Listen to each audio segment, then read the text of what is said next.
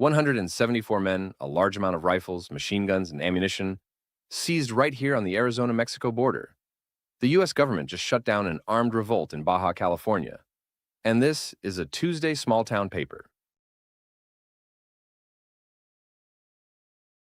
The Douglas Daily Dispatch, Douglas, Arizona, Tuesday, August 17, 1926. Population maybe 4,000 people, right on the Mexican border. And the lead headline is enormous. U.S. halts Lower California revolt.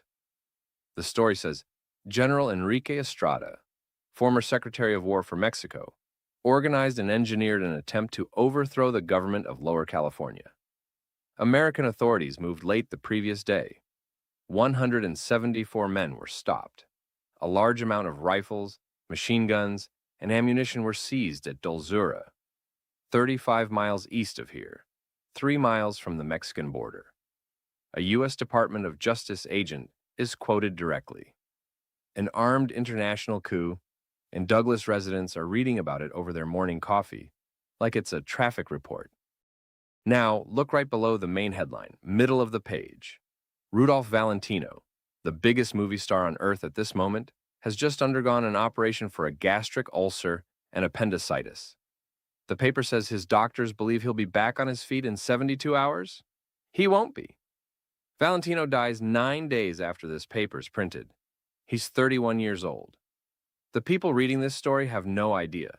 Neither does he. And over on the right side of the page, there's a story about the editor of a San Diego paper being hauled before a grand jury on Monday.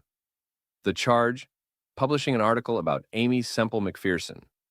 She's the famous evangelist who vanished for 5 weeks earlier this year and then reappeared claiming she'd been kidnapped. The postmaster called the article obscene. A newspaper editor is facing federal scrutiny for covering one of the biggest tabloid stories of the decade. The story ran, the paper says, through the mail, which is how they got him. What this page captures is a border town in the middle of everything at once. An international armed revolt 35 miles away. The dying days of the world's biggest movie star, and a federal government deciding what newspapers are allowed to print. Douglas, Arizona had 4,000 people. The front page had more crises than most cities see in a year. Another front page tomorrow. If this one found you, stick around.